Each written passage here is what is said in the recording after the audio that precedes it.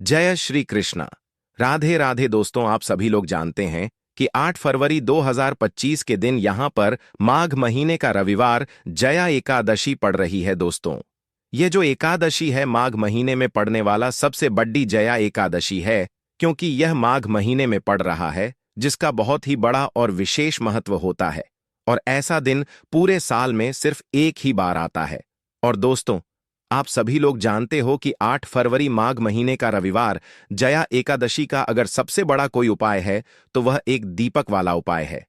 तो दोस्तों, इस माघ माह के पहले रविवार जया एकादशी के दिन आप लोगों को वह एक दीपक वाला उपाय को जरूर करना है। बहुत सारे लोग होंगे जिन लोगों ने इस उपाय को ना किया हो, मतलब पूरा साल निकल गया और उन्होंने किसी भी दिन वह एक दीपक वाला उपाय को ना किया हो। पर दोस्तों, आपके पास एक आखिरी मौका बचा हुआ है, जो कि माघ महीने का रविवार जया एकादशी के दिन। तो इस दिन आप लोगों को इस वाले उपाय को जरूर कर लेना है, भले ही आपने पूरे साल भर अभी तक इस उपाय को ना किया हो। पर अगर आपने इस माघ महीने के रविवार जया एकादशी के दिन अगर इस वाले उपाय को कर लिया, तो आपको इस उपाय को करने का वह फल मिलेगा जिसकी आपने कभी कल्पना भी नहीं करी होगी। इसीलिए आप लोग इस वाले उपाय को एक बार जरूर कर लेना, ताकि आप लोगों के हाथ से यह मौका ना जा सके और आपको इस उपाय को करने का फल मिल सके। दोस्तों, यह उपाय पंडित जी ने अपनी अभी की ही शिव महापुराण की कथा में बताया है, जिस उपाय को आज हम आपको बहुत अच्छे से समझाने वाले हैं। इस वीडियो को देखने के बाद इस उपाय को समझने के लिए आपको कोई और वीडियो को देखने की जरूरत नहीं पड़ेगी। तो चलिए दोस्तों, उपाय को शुरू करते हैं। देखिए, यह माघ महीने के सोमवार जया एकादशी के दिन यह इतना खास होता है, इतना महत्वपूर्ण होता देखा है। कभी कभी बड़े बड़े पूजा पाठ अनुष्ठान से जो मनोकामना पूर्ण नहीं होते, वह माघ महीने के दिन एक छोटे से उपाय करने से ही आपकी मनोकामना पूर्ण हो जाती है। और बहुत सारे लोगों ने इस उपाय को किया भी है और उनको इस उपाय को करने का फल भी जरूर मिला है। अगर आप लोग भी इस उपाय को करना चाहते हैं तो आप इस उपाय को पहले अच्छे से समझ लेना, सुन लेना, उसके बाद करना। आपको इस उपाय का फल जरूर मिलेगा। और इस उपाय को कर लेने से आपके घर में चाहे किसी भी प्रकार की दुख और समस्या क्यों ना चल रही हो, आपको उसका कारण भी नहीं पता है कि भाई यह समस्या किस कारण से चल रही है, उसका कुछ भी कारण हो सकता है, जैसे पर दोष हो सकता है या किसी भी तरह का मंगल दोष भी हो सकता है।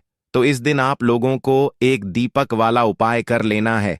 यह एक ऐसा उपाय है जिस उपाय को अगर किसी विशेष दिन पर किया जाए तो भाई उस विशेष दिन का जो है वह तो हमें मिलता ही मिलता है, पर हमने उस दिन पर इस उपाय को किया है तो हमें उससे भी बड़ा फल मिलता है, और फल बहुत जल्दी मिलता है, क्योंकि आप इस उपाय को बहुत ही बड़े और विशेष दिन पर कर रहे हो। तो चलिए अब उपाय के बारे में बात करते हैं, लेकिन उससे पहले आप लोगों को यह जानना आवश्यक है कि आखिर यह उपाय किस समय करना है, किसको करना है और कैसे करना है।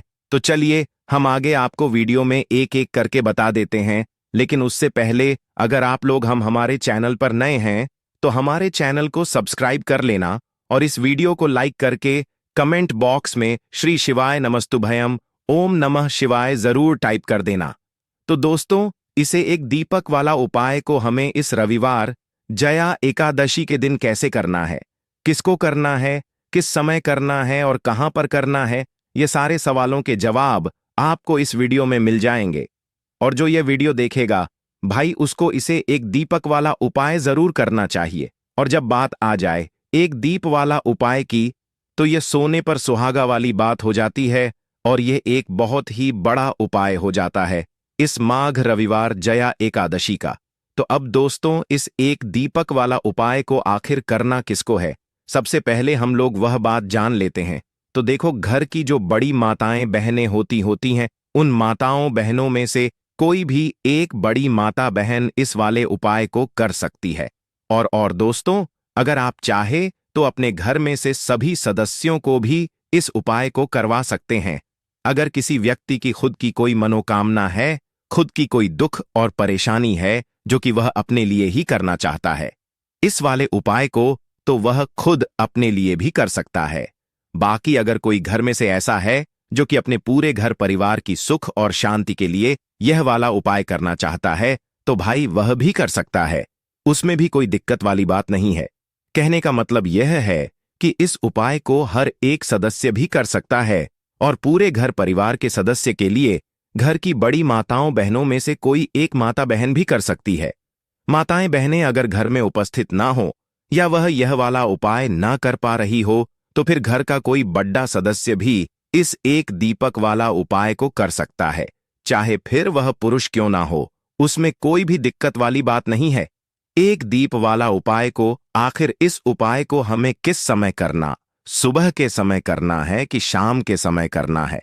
तो देखो, इस वाले उपाय को आप लोग सुबह के समय भी कर सकते हो और शाम के समय प्रदोष काल में भी कर सकते हो। अब अगर आप पूछो कि भाई सबसे उत्तम समय कौन सा रहेगा इस एक दीपक वाला उपाय को करने का, तो हम आपसे बस यही कहेंगे कि इस उपाय को आप सुबह के समय करेंगे तो ज्यादा बेहतर होगा। बाकी अगर प्रदोष का काल शाम के समय भी करेंगे तो भी अच्छा होगा, उसमें कोई भी दिक्कत वाली बात नहीं है। तो अब दोस्तों, जो अगली सबसे बड़ी और महत्वपूर्ण बात आती है वह यह आती है कि सुबह अगर हम उपाय को करेंगे तो आज हमें कितने बजे से लेकर कितने बजे तक के बीच में करना है, और शाम के समय प्रदोष काल में करेंगे तो हमें कितने बजे से लेकर कितने बजे के बीच में करना है।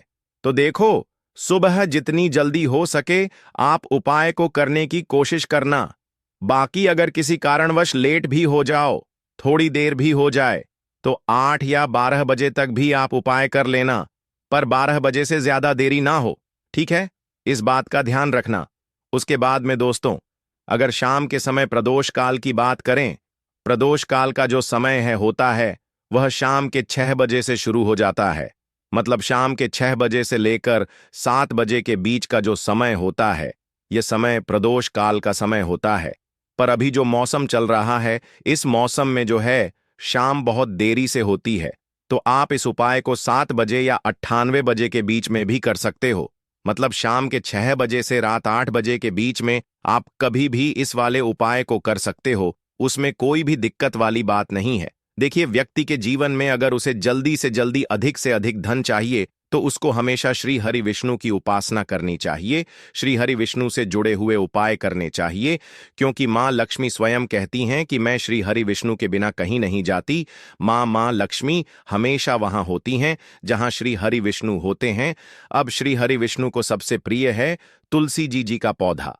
अब तुलसी जी के पौधे से जुड़ा हुआ ही उपाय आज की वीडियो में आपके लिए बताने वाले हैं, और यह उपाय इतना चमत्कारी है कि जिन लोगों ने इस उपाय को पूरी सच्ची श्रद्धा से किया है, उन्होंने इसका चमत्कार अपने जीवन में रातों रात देखा है। धन के रास्ते जीवन में ऐसे खुल जाते हैं कि आपको खुद भी इस बात पर विश्वास नहीं होता है कि कैसे आपके पास हर तरफ से, हर जगह से पैसा आना शुरू हो गया है। मतलब जो आज आप अपने जीवन में बहुत ज्यादा सोचते हैं कि कैसे यह निर्धनता दूर होगी, कैसे यह पैसे की कमी दूर होगी, कैसे आप धनवान बनेंगे, कैसे आपके पास पैसा आएगा, तो ऐसा समझ लीजिए कि आज की यह वीडियो का जो उपाय है, इसे सच्ची श्रद्धा से करने से रातों रात आपका भाग्य भी चमके, आपकी सोई हुई किस्मत भी जागेगी। तो चलिए बात कर लेते हैं कि 3 फरवरी माघ महीने का रविवार रम्मा एकादशी के दिन यह उपाय आपको किस समय करना है, कैसे करना है और कौन सा उपाय है, क्या क्या चीजें आपको लेनी है। तो देखिए, अगर आपके घर में तुलसी जी का पौधा है तब भी यह उपाय आप कर सकते हैं। तुलसी जी का पौधा नहीं भी है ना, तब भी यह उपाय आप कर सकते हैं। तो देखिए, आपको सबसे पहले यहां पर लेना है एक मौली धागा, जिसे हम कला बागान है।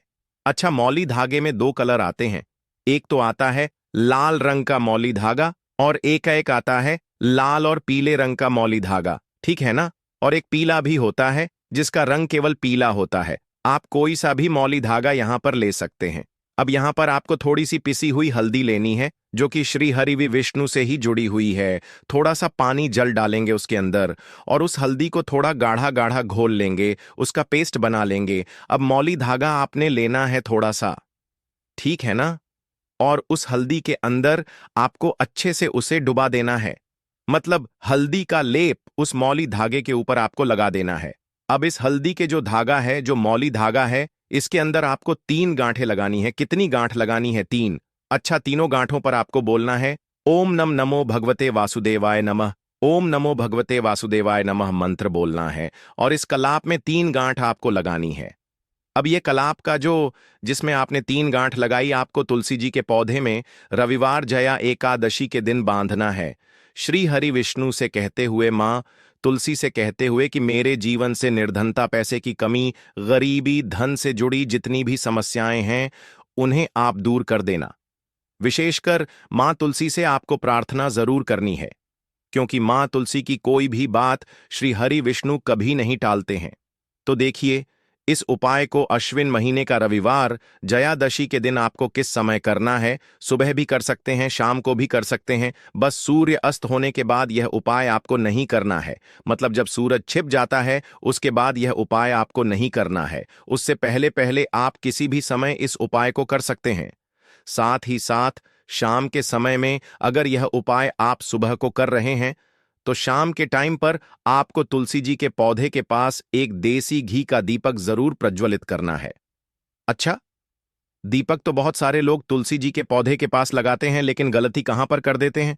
देखिए, सीधे सीधे आपको ना दीपक जमीन पर नहीं रखना है, या तो आप छोटी सी प्लेट ले लें, उसके अंदर आप दीपक रखें, और या फिर आप क्या करें, थोड़े से अक्षत चावल के जो दाने होते हैं जो टूटे हुए नहीं होते हैं वह आप पहले रख दें, और उसके ऊपर ही आप दीपक रखें। फूल की पंखुड़ियां भी ले सकते हैं, उसके ऊपर भी आप रख सकते हैं। रखते समय भी आपको मान तो तुलसी से प्रार्थना करनी है, उनसे कहना है कि मेरे घर में हमेशा धन धान्य भरा रहे, हमेशा धन की वृद्धि होती रहे, और फिजूल खर्ची से मैं हमेशा बचा रहूं, कभी भी मेरे घर में धन की बर्बादी ना हो। तो देखिए, यह उपाय जब आप रविवार जया एकादशी के दिन करते हैं तो ऐसा समझ लीजिए कि मां लक्ष्मी और श्री हरि विष्णु जो है वह आपके घर में आकर वास करते हैं। अष्टलक्ष्मी का आपके घर घर में वास होता है। कभी भी धन को लेकर आपको अपने ने पूरे जीवन काल में परेशान नहीं होना पड़ता है क्योंकि हल्दी जो होती है यह आपके गुरु ग्रह को भी मजबूत कर देती है, श्री हरि विष्णु को प्रसन्न कर देती है। और यहां पर आपने तुलसी मैया से जुड़ा हुआ उपाय करा है तो श्री हरि विष्णु तुरंत आपकी मनोकामना को पूरा करते हैं। जब मान तुलसी आपकी विष, आपकी इच्छा, आपकी मनोकामना श्री हरि विष्णु से कह देती हैं तो यह उपाय इतना चमत्कारी है कि रातों रात इसका चमत्कार, इसका असर, इसका जो प्रभाव है वह अपने जीवन में आपको देखने को मिलेगा। बस पूरी सच्ची श्रद्धा से आपको यह उपाय करना है। तो यह पहला उपाय है, तुलसी मैया से जुड़ा हुआ उपाय है। अब बात कर लेते हैं दूसरे उपाय की। दूसरा उपाय जो अब आपको बताने जा रहे हैं यह उपाय भी रविवार जया एकादशी का ही है, और इस उपाय को करने से आपका जो भाग्य है वह उदय होता है, चमकता है। आपका भाग्य, आपके भाग्य में अगर दुख का तकलीफें ख है ना, वह आपके जीवन से दूर दूर हो जाती है। क्योंकि देखिए, भाग्य में कुछ लिखा हो, उस जो भाग्य में लिखा है ना उसे भोगना ही पड़ता है। व्यक्ति को है ना, लेकिन भाग्य में लिखा हुआ भी आप बदल सकते हैं। जब आप भगवान की सच्ची श्रद्धा से, मतलब पूरी सच्ची श्रद्धा से उपासना करते हैं, उनकी पूजा अर्चना करते हैं, तो देखिए आपको करना क्या है। यहां पर आपको लेनी है एक छुटकी पीसी हुई हल्दी, और हल्दी आपको थोड़ा सा जल लकर, थोड़ा सा गंगा जल डालकर इसका गाढ़ा गाढ़ा सा पेस्ट बना लेना है। और हल्दी का तिलक सबसे पहले आपको श्री हरि विष्णु को लगाना है। सबसे पहले श्री हरि विष्णु के लगाएंगे, और फिर वही हल्दी का तिलक आपको अपनी कलाई पर, ठीक है ना, और अपने मस्तक पर लगाना है।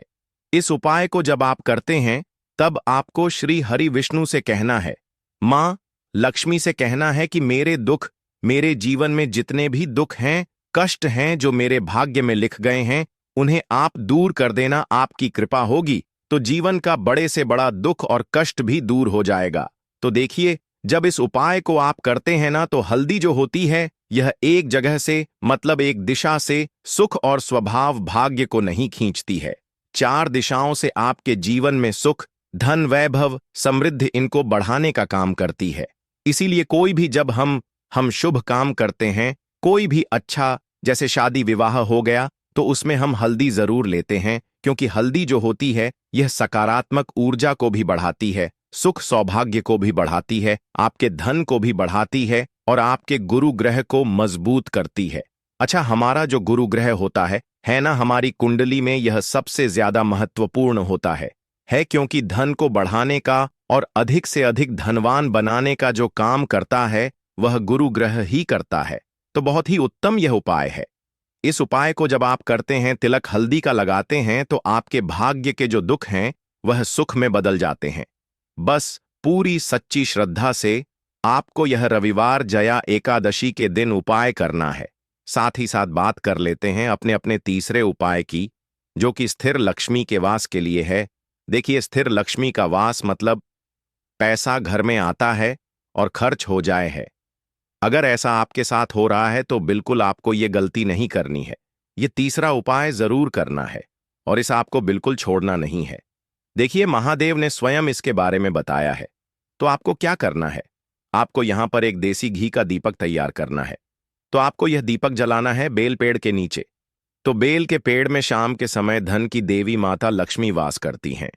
और महादेव ने स्वयं कहा है कि जो व्यक्ति शाम के समय बेल पेड़ के नीचे दीपक जलाए, कभी भी उसके घर में धन की कमी होगी ही नहीं, तो स्थिर लक्ष्मी का वास होगा। तो आप यह उपाय जरूर करें।